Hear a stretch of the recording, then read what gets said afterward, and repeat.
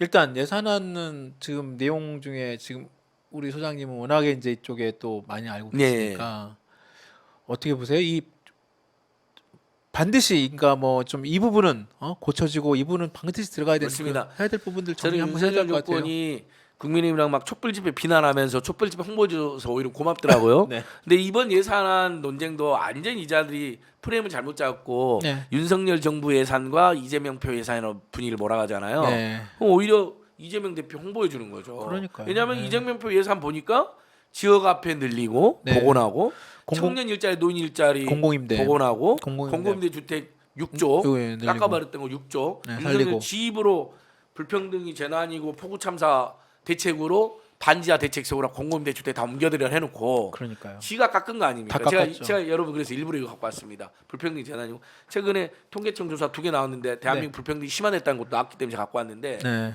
지입으로 그래놓고 그렇게 깎은 그러니까 거짓말을 너무 함부로 하는 것이 또 이번에 또 드러난 거죠. 네. 재벌 대기업에게 향후 5년간 60조를 감수해줘야 되니까 당연히 만만한데 깎은 것이 경로당 예산이요, 노인 일자리 예산이요, 청년 예산이요, 중소기업 청년들 지원해준 예산이고 공공임대주택 예산이고 지역화폐 예산이거든요. 네. 이건 다 보면 서민, 청년, 빈민, 노인, 그다음에 지역경제, 중소기업, 중상공인들 도와주는 거잖아요. 무주택 서민들. 맞습니다. 요런 것을 확 다 깎아버린 겁니다. 이걸 보호하자는 게 이재명 대표 주장이잖아요. 네. 그러니까 이재명 표 예산이라고 하니까 이재명 대표 주장이 지금 늘려와.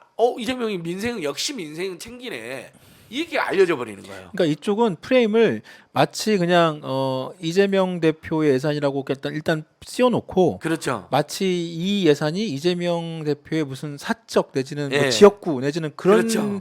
그런 프레임으로 만들어서 그래서 그런 쪽의 예산을 가지고 거대 야당이 예산 발목 잡기를 하고 있다는 식의 프레임을 짜고 싶었던 것 같아요. 그런데 역으로 네. 사람들이 그래도 한번 알아는 볼 거 아니에요. 그러니까 내용을 좀 더 예. 내용을 조금만 보고 언론 검색을 조금만 해보시면 그러면 아실 거예요. 지금 쟁점이 다 나와 있습니다. 그러니까 뉴스를 아예 안 보면 모르겠지만 네. 뉴스를 조금이나 보면 공공임대주택, 지역 앞에, 네. 노인 일자리, 네. 그다음에 중소기업 청년들 지원해주는 내일 채용 공제, 뭐 그다음에 맞습니다. 중소기업 뭐 저기 공단에 다니는 중소기업 청년들이 뭐 교통비 지원해주는 거 맞아요. 이런 것들을 그쵸. 지금 보고하는 과정이 있거든요. 네. 저는 민주당, 정의당이 국정조사 공조한 것처럼 이번엔 반드시 이 부분은 네. 기본소득당이랑 3당이 반드시 살려야 된다. 살려내야죠. 예산안 10월 1일 놓친 건 안타깝지만 정기국회 안에 그 예전에 보면요 10월 30일까지 간 적도 있어요.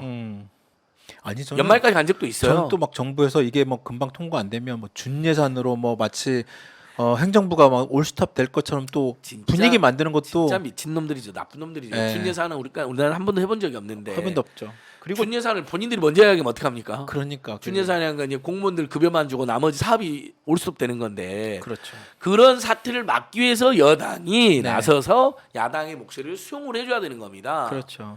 그래서 예전에 그 보면 이완구하고 우윤군이 당시 2014년 예산 통과될 때 이완구가 우윤군의 입장을 상당히 반영해주고 네. 그래서 일본 또 양보하니까 둘이 결단 내려서 이완구와 우윤군을 극찬하는 내용이 지금 돕니다. 네네. 영상이나 뉴스가. 네. 그게 보면 두 사람의 정치력도 당시 있었지만 어쨌든 야당의 주장이 상당히 반영이 되면서 여당이 꼭 하고 싶은 것도 일부 야당이 양보를 하고 대신 야당이 주장했던 것도 반영이 되면서 이른바 승부가 이제 옛날 일본 고스톱이 쇼부라고 그러는데 이제 쇼부. 그 방송 용어로 적절하니까 이제 한자어로는 승부인데 승부, 그래서 네. 승부가 쳐진 겁니다. 승부가 이루어진 겁니다. 그렇죠. 이렇게 무승부 정도로 해서 네, 네. 서로 양보.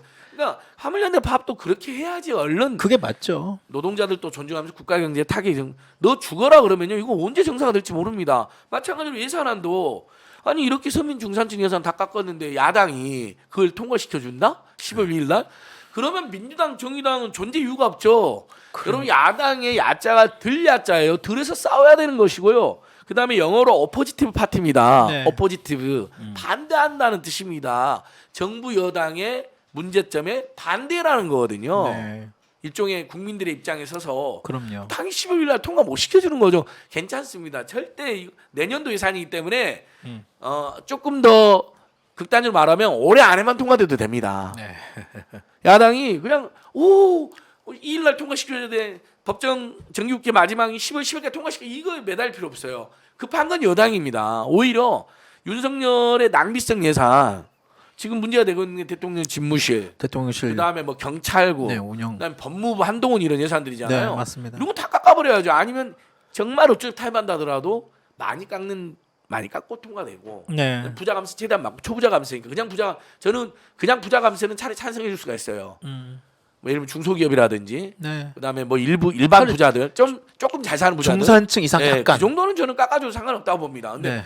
어떻게 매출이 아니라 여러분 영업이익만 3천억이 나오는 부자들한테 대기업한테 세금을 깎아줍니까? 이게 매출 부과하는 게 아니에요, 여러분. 법인세는 네. 영업이익에 부과하는데 이익에 부과하는 3천억 이상이 세율이 25%인데 이거 20% 깎아주면요, 이 사람들은 지금 여러분이 아는 그냥 완전한 재벌들이에요. 80개밖에 안 돼요, 80개. 법인세 최고 세율이 지금 네. 25%에서 22%로 3% 포인트를 깎아주는데 그 해당되는 기업이 우리나라 전체 법인 기업들 가운데 거의 100개가 안 되는. 그렇죠. 80개 정도로 지금 네, 추산되잖아요. 그렇죠. 그러니까 그 그 3천억이 사람들한테는 돈을 더 걷어야죠, 여러분. 뭐하러 깎아줍니까? 지금 여력이 있는 사실 분들이. 미국이나 다른 선진국들조차도 오히려 그런 부분에서 증세를 하고 있어요. 예, 네. 증세하고 있죠. 유럽에 그래서 네. 경제세도 나오고. 예. 지금 그래서- 바이든 대통령도 지금 우리가 지금 IRA 가지고는 뭐 한국 자동차 기업이 되게 피해를 그것만 좀 부각돼서 그렇지 IRA 법 자체가 예. 사실상의 미국의 증세고 증세를 담고 예. 있습니다. 네. 그래서 정반대로 영국의 총리가 대규모 감세했다가 물러났죠. 40 며칠 만에 40 날아간 거 아닙니까? 44일 만에. 44일 만에. 예, 국민들에게 정확히 만약에 지금 우리 국민들이 이 경제 정책이나 재정 정책에 대해서요, 영국처럼 영국 국민들이 분노하면 윤석열 퇴진 사유가 되는 또 다른 퇴진 하나 추가된 겁니다. 맞습니다. 네. 경기를 부양시키고 서민 중산층을 살려내야 될 의무가 정부에 있는데 대통령이 있는데 정반대로 하는 거잖아요. 이대로 가면요 내년 경제 성장 1%대입니다. 네. 그러면 지금 물가는 지금 10% 20% 막 올랐는데 임금은 동결시키면서 경제 성장도 저하된다. 그러면 이게 어떻게 되겠어요, 여러분? 국제 경제도 어려운데 전쟁도 계속되고 있는데 거기다가 물가 고환율 고물가 고유가 고금리도 고공행진인데 결국 서민 중산층 민생 예산 복지 예산 없어지고 임금도 안 오르면 우리 국민들 대다수가 이제 지갑을 완전히 닫게 됩니다. 맞습니다. 그럼 극심한 내수 침체까지 돼가지고요 정말 스태그플레이션 심각한 스태그플레이션 아니, 됩니다. 지난주 말에 한국은행에서 발표를 했어요. 그러니까 내년 초까지 지금 물가가 지금 5% 이상으로 좀 간다고. 11월 달도 5% 이상 예. 올랐죠. 그리고 전체적으로 지금 그 실질 임금이 전년 대비 지금 2%, 2.3% 정도 줄었다고 나오고 있어요. 삭감됐습니다. 네. OECD에서도 6월 달에 이미 네. 한국 국민은 2% 정도가 삭감됐다고. 맞아요. 실질 임금이. 그러면은 정말로 실질 임금이 2% 줄고 물가는 5% 오르면 그 갭을 느끼는 국민들이 이거는 이제 그 어떤 수치상이 있고 이 수치상만 명목상의 수치상만 따져 보던 7% 포인트 이상의 그런 차이를 갖고 있는데 실제로 우리가 피부로 느끼는 우리 지갑 그다음에 현장에 느끼는 그런 생활 물가 우리 너무 안 선생님 잘 알겠지만 10% 포인트 이상 훨씬 차이거든요. 그러니까 그러면 당장 지금 국민들이나 시민들 입장에서는 정말은 아까 뭐 화물연대 파업 뭐 말씀하시고 말하고 막 되게 그렇지만 정말 일반 국민들은 그리고 거의 모든 대부분의 시민들 국민들은 정말 지갑을 정말 섣불리 시장 가서 예. 열기가 너무 힘듭니다. 그래서 지금 자연스럽게 우리 최근에 통계청 통계 2개 네, 나왔는데 그렇죠. 통계청 하나는 이제 올해 3분기 기준, 올해 3월 기준으로 우리 국민들 전체적인 가계 금융복지 소득이나 금융복지 조사 결과고요. 그렇죠. 그다음에 하나는 이제 분기별로 통계청이 가계 동향 발표하는 건데 네.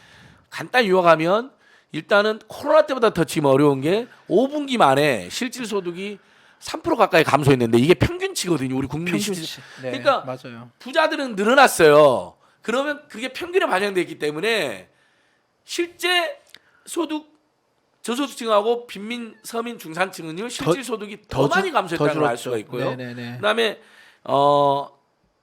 가계 금융복지 조사 결과 올해 3분 기준으로 우리 국민들이 평균 소득이 6,410만 원이랍니다. 네. 그러니까 꽤 이제 우리나라 평균은 꽤 올라가 올라갔어요. 있어요. 네. 근데 자세히 보셔야 되는 게 국민의 30% 가계의 30%가 네. 소득이 연소득이 3천만 원이 안 되는 거 나옵니다. 맞아요. 그러니까 지금 10명 중에 3명은 부부가 맞벌이를 하는지 헛벌이를 하는지 3천만 원이 안 돼요. 가구 소득이 3천만 원이 안 됩니다. 네. 이분들 어떻게 삽니까? 3천만 원 안 내는. 그러니까 돈으로? 4인 가구가 예. 1년에 3천만 원 소득 갖고 살기가 아유, 그건 못 살죠. 못 살죠. 네. 소비를 아예 안 한다고 봐야죠. 그렇죠. 그래서 이런 이 가구들이 지금 무지 출첵인지 무일푼 챌린지를 할 것이고요. 네. 만보기 깔아서 대중교통비 낚이고 140원 하루에 뭐 많이 받으면 뭐 몇백 원도 받으니까 주는 게 있거든요. 근데 그것도 받고 다니시고. 그것도 기획재정부가 또 그것도 이상하게 또 홍보해가지고 예. 그것도 웃기죠. 그러니까 국민들 더 열받게 만들었죠. 그렇죠. 당근마켓에 상반기만 600만 명이니까 아마 하반기까지 하면 당근마켓 1000만 명 가까이 가입했을 겁니다. 새롭게. 왜냐하면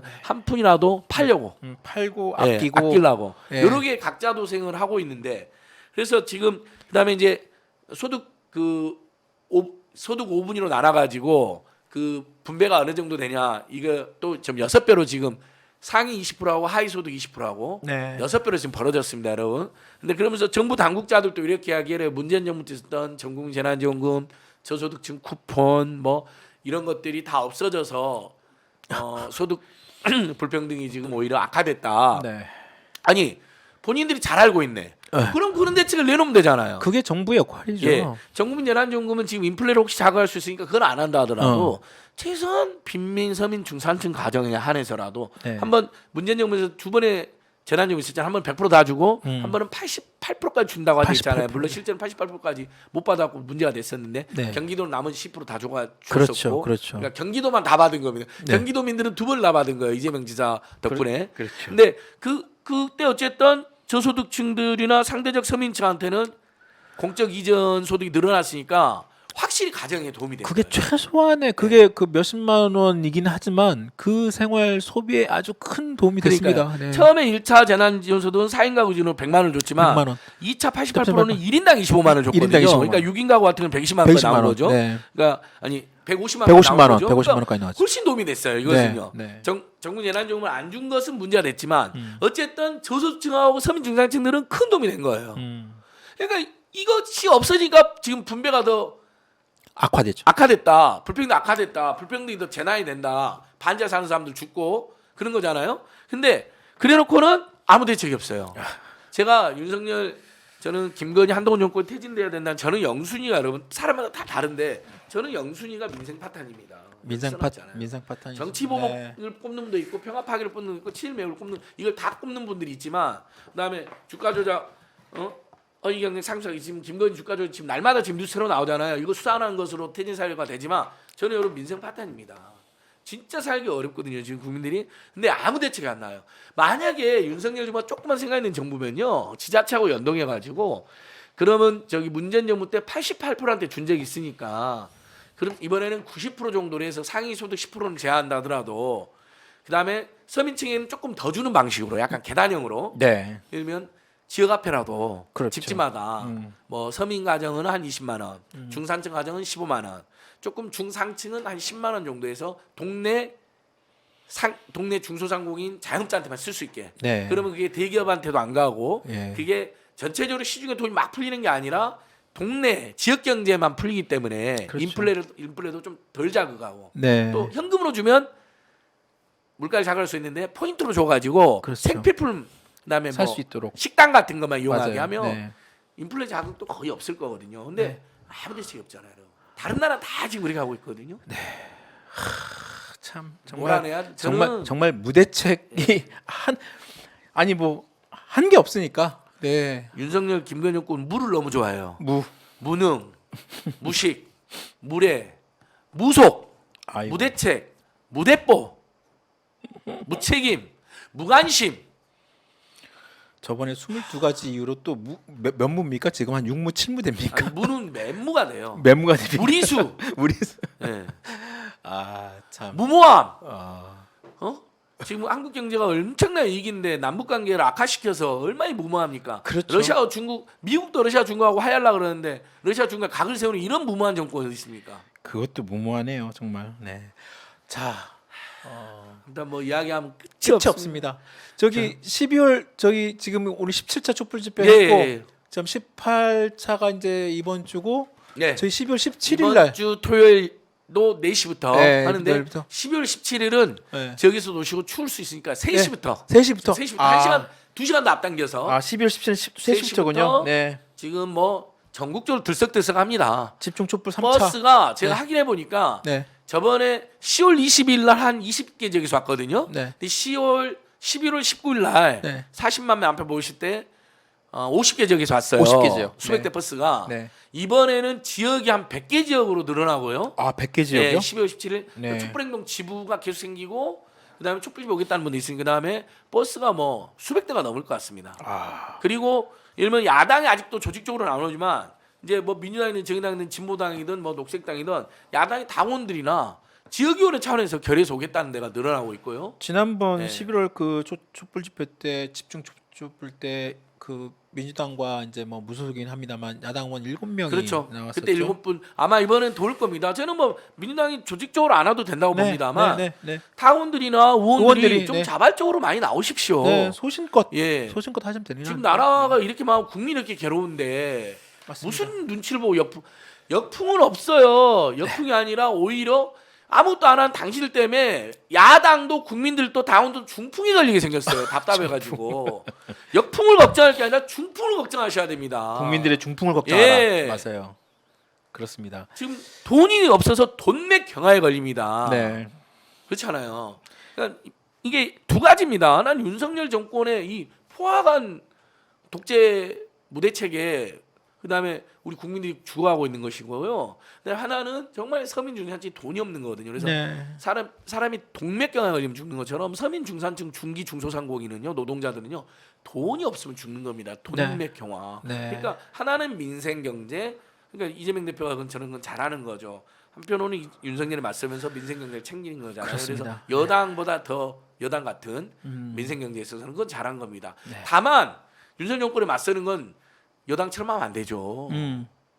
문재인 정부 주요 인사들도 이제서야 입장 한번 냈던데 너무 늦었어요. 제대로 해야 돼요. 아니 문재인 주기를 분명히 지금 치닫고 있는데 어떻게 당시 장차관들이나 비서관이나 보좌관들이나 청와대 출신 국회의원들 가만히 있습니까? 이번에 참 입장이 나왔다니까요. 그러니까 좀 아쉽. 잘했지만 너무 늦었어요. 진지게 했어야죠. 좀 늦었죠. 아니 네. 본인들이 아직도 여당인 줄 아는 거예요. 그다음에 뭐 정권에 너무 맞서면 뭐 모양새가 안 좋다는 등 뭐 정권 초기부터 아니 허니문이라는 것도 최소한 상식이 가진 정권이 허니문을 해주죠. 그리고 6개월 지났잖아요.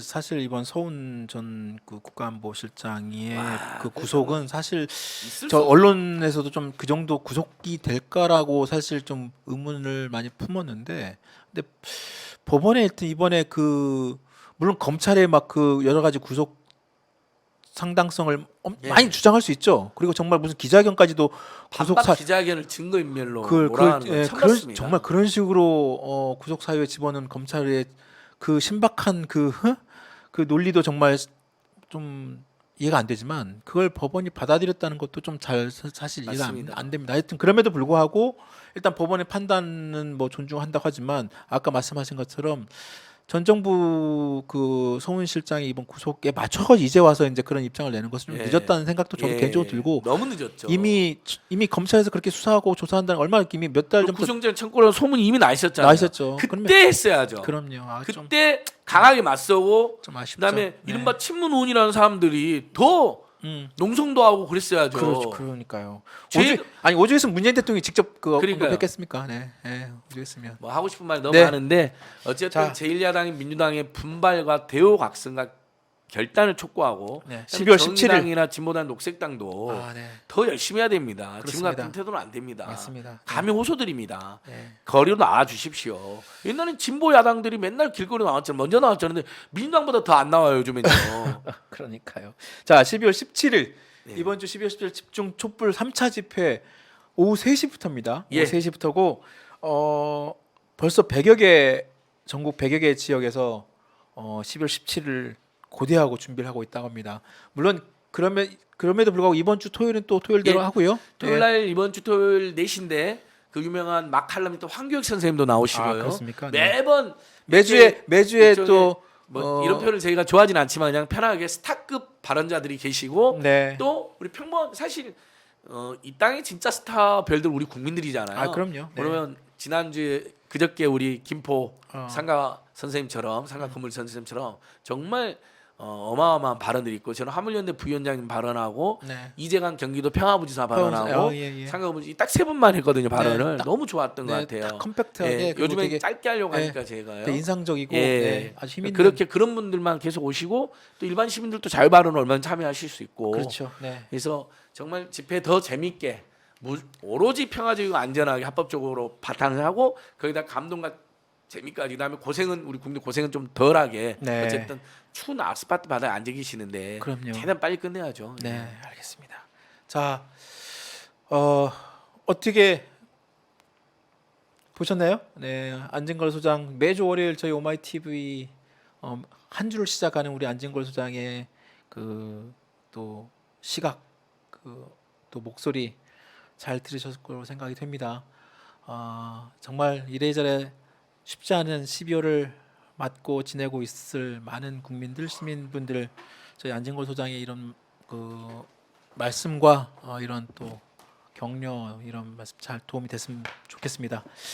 예, 마지막으로 요거만 예. 30초 오케이. 인사드리면서 여러분 30초. 네, 마지막 한 지금 이제 말씀 뭐 하시죠. 민주당도 그렇고 뭐 언론들도 뜻이 오늘 지금 왜냐하면 김건희 주가 조작 공소 12월 7일이라는 지금 설이 있거든요. 네. 근데 이제 왜냐하면 검찰이 주가 조작이 완료된 날이 12월 7일로 보고 있고 그리고 10년이 됐거든요. 근데 다만 공범이 기소됐으니까 연장된다는 의견도 있는데 네. 이럴 때는 우리가 보수적으로 해석해 줘야 되냐. 왜냐면 그렇죠. 검찰이 공소 지났다고 기소 안 해볼 수 있거든요. 진도대로. 그렇죠. 네. 그러니까 지금 굉장히 중요한 국면 오늘 12월 5일이기 때문에 지금 모든 게 다 밝혀졌잖아요. 본인이 직접 개입. 윤석열 또 거짓말했죠. 뭐 아유 그 관련자들하고 뭐 손을 끊었고 뭐 손해를 보고 나왔고 연락을 안 했. 그 다음에 연락 계속했고요. 이익 받고요. 10억 안팎. 아니 어제 법정에서 검사가 예. 얘기를 그 질의 과정에서 얘기 나왔습니다. 범죄 일람패에 김건희가 수백 번 등장하고요. 김건희 씨가 직접 자기가 직접 전화도 전화하고 하고요. 예. 심지어 장모도 개입했고요. 다 확인됐어요, 여러분. 진짜 이거 그 이재명 주기, 민주당 주기, 문재인 주기로 수백 건을 압수해요. 날마다 지금 검찰이 뭐 그걸 다 합치면 100명 안팎인 것 같아요. 네. 그 검찰 그 문재인과 민주당과 이재명을 수사하는 거 보면 지금 부패 네. 반부패 수사 뭐 다 하고 있어요. 그러니까 뭐 박지원 전 국정원장 말을 하면 뭐 60대 1로 이재명 혼자 싸우는데 대단하다 뭐 이런 이야기 하셨던데 네. 정말 어떻게 김건희는 정말 주가조뿐만 아니라요. 경력 사기는 100% 범죄입니다. 자기가 그거 인정했잖아요. 최은순과 김건희가 같이 한 양평 부동산 투기도 100% 저는 부동산 투기를 봅니다. 네. 어떻게 20억이 부과되는데 그 영혼이 됩니까? 일반 제가 건설에서 하는 사람 다 물어봅니다. 말도 그런 안 적 되죠. 있냐? 네. 한 번도 없대요. 조금 깎아준 적은 있어도 영혼이 된 적은 본 적이 없대요. 이득이 남았는데. 맞아요. 그것도 근데 정말 여러분 정말 네. 마지막에 요거 제가 이야기 안 하면 안 될 것 같아서 네. 진짜 이건 정권도 아닙니다. 그리고 검찰 그 정치 검찰 놈들 이건 진짜 인간도 아닙니다. 어떻게 부끄럽지 않습니까? 도이치모터 주가 조작 이 부분은 정말로 아직 김건희 씨에 대한 소환도 소환. 없어요. 소환이 아니라 무슨 정말 제대로 된 어떤 그때 경찰에서 무슨 저기 서면으로 예. 한다고 했다가 그러니까 그것도 경력 사기는 서면으로 그렇죠. 해주 봐주고 네. 소환도 안 하고 소환도 심지어 또 서면 조사도 52일 지나서 했죠. 야, 일반인들은요 서면 조사 해주는 경우가 없고요. 서면 조사 해도 맞습니다. 무서워서 바로 보내죠. 예. 경력과 이 허위 경력 이런 부분은 또 본인 스스로가 또 인정을 한 부분도 있고 인정했는데도 또 봐주는 불구하고 문제입니다. 봐주고 있고 오죽하면 또 최경영 기자께서 KBS 네. 유명한 아니 동료 기자한테 통탄 아니 이렇게 증거가 나왔는데 기사 안 쓰냐고 도대체 아니 뭐 그러니까 하냐고. 미국에 간 사람 불러와가지고 지금 뭐 그 검찰에서 조사하고 있는데 아니 지금 한국에 있는 김건희 씨한테 직접 물어보면 될 거를 그러니까요. 이정필도 그렇고 이번 사람도 다 미국에 도피했거나 도망간 사람도 잡아오고 네. 불러들여서 사실상 이제 맞추기 위한 어떤 수순인 예. 것 같습니다. 네. 여기 이 사건 제보한 제보자 X는 음. 또 다른 고발 사주로 지금 구속시켜버린 거 아닙니까? 맞습니다. 네. 국민의힘 정말 시의원 이종배가 원래 업무방해로 그 사람 고발했거든요. 근데 그것이 불분명했던지 갑자기 윤대진 형, 윤우진, 네. 윤석열 특수관계, 윤석열이 봐줬던 윤대진하고 그 사람 명예훼손을 고발한 거로 해가지고 고발장을 안 냈는데 진술해서 고발한 거로 해가지고 구속시켰습니다. 보세요, 여러분들이 맘만 먹으면 이렇게 죄도 없는 사람도 조국 장관 멸문지화 시킨 것처럼 정경심 끝까지 안 풀어준 것처럼 드루킹으로 김경수를 지금도 감옥에 넣는 것처럼 제보자 X가 얼마나 싫었겠어요. 네. 제보자에서 구속시켜 버렸습니다. 얼마 전에. 근데 뉴스버스 보도에 자세히 나옵니다. 네, 제2의 고발 사주라고. 맞습니다. 진짜 자, 정말 그 뭐 끝도 한도 없습니다. 이렇게 뭐 얘기를 하기 시작하면 끝도 한도 없고 예. 정말 아까 말씀하신 것처럼 특히 김건희 씨에 대한 그 도이치모터 주가 조작 이 부분은 검찰의 오히려 검찰 수사 뭐 조사 이거 아예 그냥 그런 부분을 기대하기도 전에 이미 이제 이 법원 진술 과정에서 검사가 이제 그런 질문 과정에서 그런 얘기가 나온 예. 걸 보고 정말 황당한 생각도 들었는데요. 정말 더 아까 말씀 그 공소시효 관련된 논란도 여전히 남아 있고 더 국민들이 정말 두 눈 부릅뜨고 지켜봐야 되지 않을까 하는 생각이 듭니다.